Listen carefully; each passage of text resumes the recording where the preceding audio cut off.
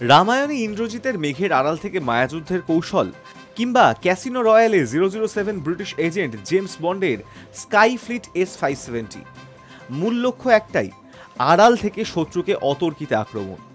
মহাকাব্য বা রূপলী পর্দার পরিসর ছেড়ে বাস্তবের যুদ্ধেও ব্যবহার বাড়ছে সেই যুদ্ধ কৌশলের।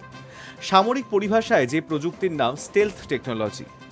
পঞ্চম প্রজন্মের আধুনিকতম যুদ্ধবিমান থেকে পরমাণু চালিত ডুবোজাহাজ কিংবা নতুন জমানার যুদ্ধজাহাজে যা কার্যত অপরিহার্য হয়ে উঠেছে। নৌসেনা সূত্রে খবর, শত্রুপক্ষের রাডারে নজরদারি এড়াতে বিশেষ ধাতুতে তৈরি INS তমাল। এই ইঞ্জিন পৃথক প্রযুক্তির। ৩,৯০০ টনের এই যুদ্ধজাহাজে হেলিকপ্টার ওঠানামা এবং ব্রহ্মস ক্ষেপণাস্ত্র ব্যবহারের ব্যবস্থা রয়েছে। সেই সঙ্গে রয়েছে শত্রুপক্ষের ডুবোজাহাজ খোঁজার জন্য অত্যাধুনিক সোনার এবং তাকে ধ্বংস করার জন্য উচ্চ ক্ষমতা সম্পন্ন টর্পেডো। ইতিমধ্যেই সফলভাবে নৌযুদ্ধের মহড়ায় উত্তীর্ণ হয়েছে তমাল। প্রসঙ্গত, দ্বিতীয় বিশ্বযুদ্ধের সময় সীমিত পরিসরে শুরু হয়েছিল স্টেলথ টেকনোলজির ব্যবহার।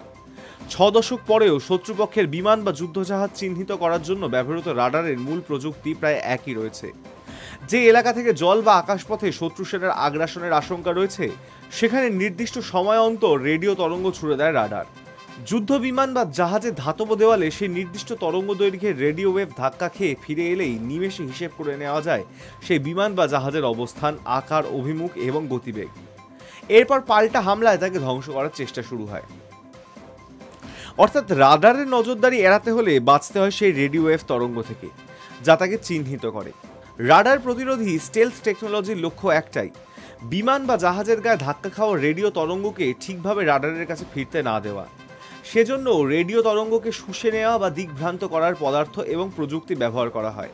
সাধারণত ধাতু সংকর এবং কার্বন ফাইবারের তৈরি স্টেলথ যুদ্ধবিমান কিংবা ফ্রিগেট ও ডেস্ট্রয়ার জাতীয় স্টেলথ যুদ্ধজাহাজ সেই কাজ করতে পারে, যা সাধারণ ধাতুতে তৈরি যুদ্ধ বিমানের পক্ষে সম্ভব নয়।